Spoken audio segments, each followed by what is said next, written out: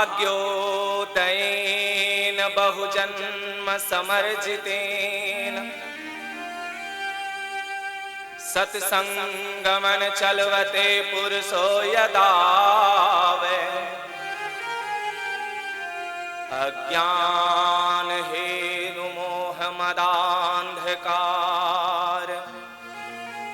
नासं विदाय हि तदुदयते विवेकः।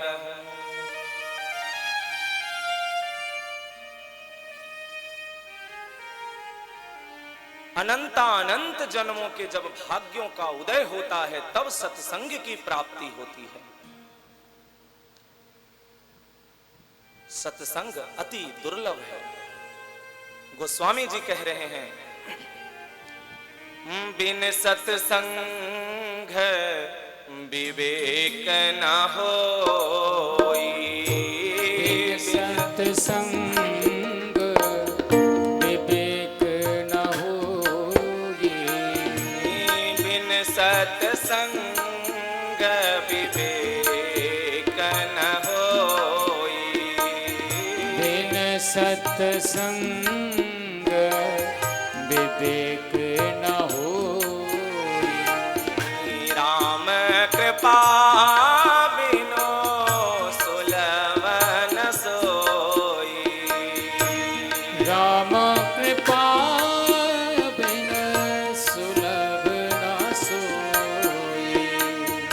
बिनु सत्संग विवेक न होई। बिन सत्संग विवेक न होई। बिन सत्संग के विवेक नहीं हो सकता, और जब तक विवेक नहीं तब तक सत्य और असत्य में भेद नहीं हम कर पाएंगे। मति की रति गति भूति भलाई, जे जे जतन जहां जे पाई। सो जानव सत्संग प्रभाव, और लोक वेद नयान उपाय।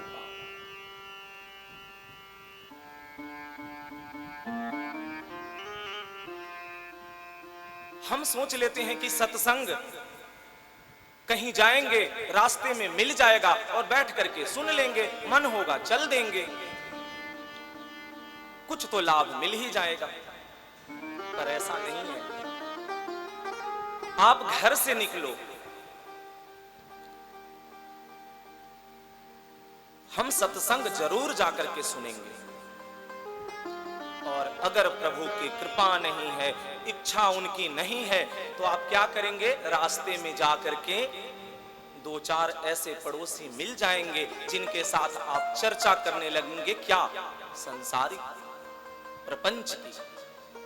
और आपका वो 2-3 घंटे ऐसे बर्बाद हो जाएगा, और जब पहुंचेंगे आप सत्संग में तो पता चला सत्संग तो खत्म हो गया।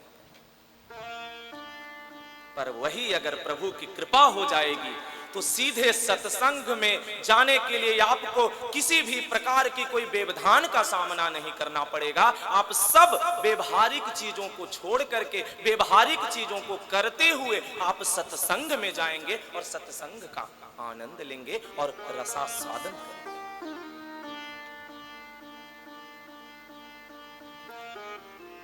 सत्संग की कैसी दुर्लभ महिमा है, बड़ा ही सुंदर और अद्भुत प्रसंग है। प्रसंग क्या है? गुरु वशिष्ठ और परमहर्षि श्री विश्वामित्र जी दोनों ही दिव्य महापुरुष, आपस में इन दोनों को विवाद हो जाता है। विवाद क्या है? सत्संग की महिमा को समझना है तो इस प्रसंग से स्पष्ट हो जाता है कि सत्संग जीवन में कितना जरूरी और कितना महत्व रखता है। अब विवाद ऐसा, क्योंकि दो महापुरुषों के बीच विवाद है। विवाद क्या है? गुरु वशिष्ठ कह रहे हैं सत्संग बड़ा है, और विश्वामित्र जी कह रहे हैं तप बड़ा है। अब विश्वामित्र जी ठहरे तपस्वी तपो से युक्त, कहीं न कहीं तप का सूक्ष्म अहंकार उनके कहीं न कहीं हृदय में आही।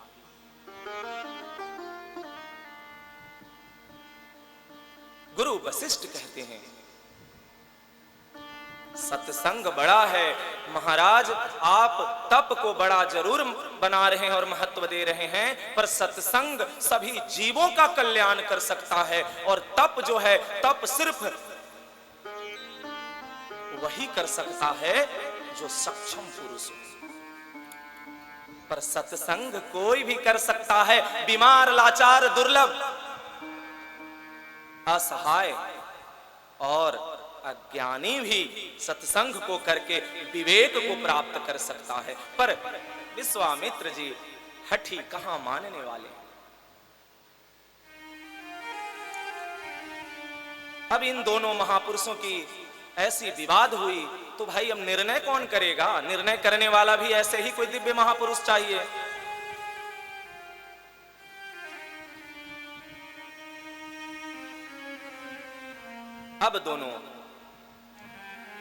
अब ऐसे महापुरुषों को क्या होता है कि निर्णय भी वही स्वयं करते हैं कि हमें निर्णय किससे कराना है।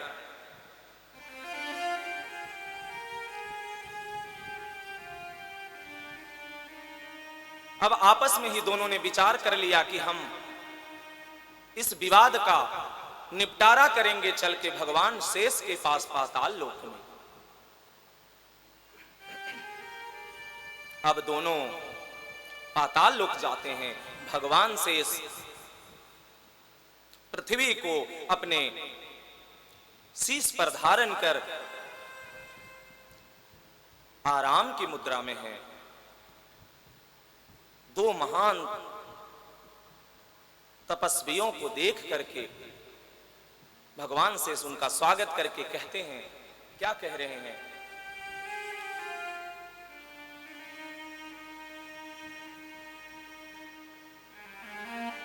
महाभाग, आज स्वयं दो महापुरुष हमारे इस पाताल लोक में पधारे हैं, तो कोई बड़ा प्रयोजन लेकर के ही आए होंगे, और वो प्रयोजन क्या है हम अति शीघ्र जानने की इच्छा प्रकट करते हैं।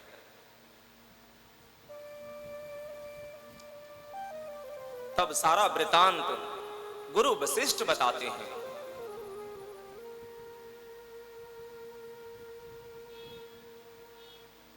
भगवान शेष कहते हैं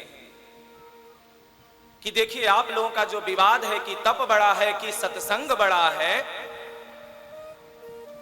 इसके लिए हमें थोड़ा समय देना होगा, क्योंकि अब विवाद भी कुछ ऐसी ही अनसुलझी है, तो इसके लिए तो हमें थोड़ा समय देना पड़ेगा।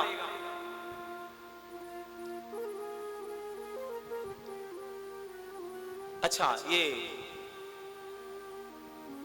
भगवान शेष भी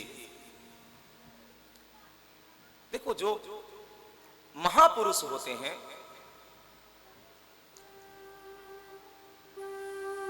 वे बड़े ही सूक्ष्म तरीके से हर विषय को वो देखते हैं। इसीलिए विवेक क्यों चाहिए होता है?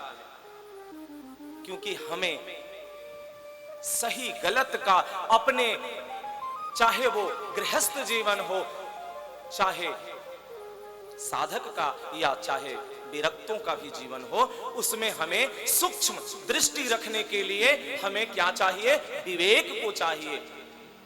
क्योंकि देखो, बुद्धि तो सब में है, हर जीव बुद्धि लेकर के प्रकट हुआ है इस संसार में। क्योंकि आप पशु पक्षी को देख लीजिए, उसमें बुद्धि कम नहीं है, वो हम सबसे ज्यादा सोचता है, पर विवेकशील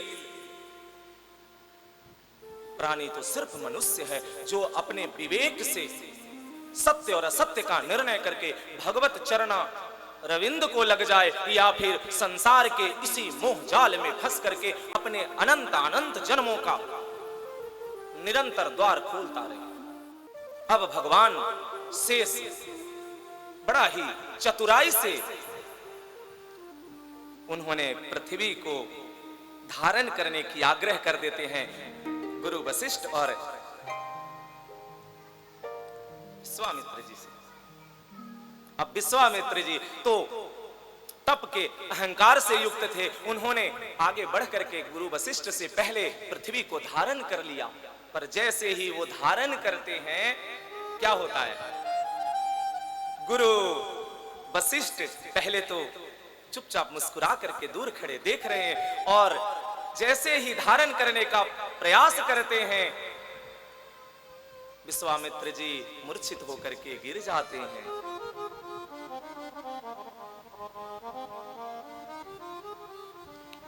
अब भगवान से विश्वामित्र जी से पृथ्वी को लेकर के गुरु वशिष्ठ के ओर इशारा करते हैं और गुरु वशिष्ठ बड़े ही सहज भाव से प्रभु को स्मरण करके उस पृथ्वी को अपने मस्तक पर धारण कर लेते हैं और किंचन मात्र के गुरु वशिष्ठ की चेहरे पर सिकन का भाव नहीं है।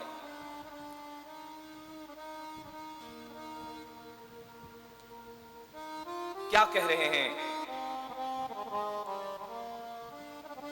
भगवान से कह रहे हैं,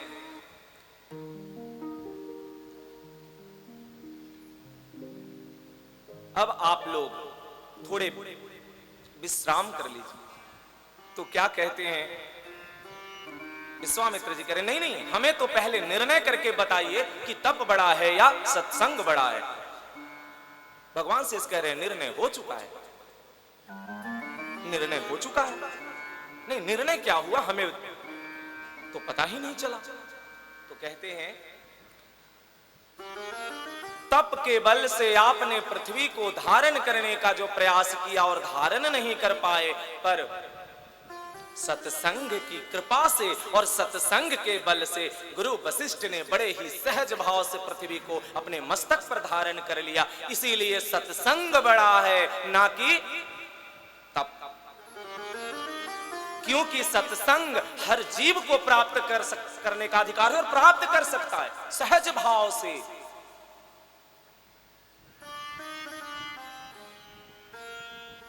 सत्संग की महिमा ही ऐसी दुर्लभ है।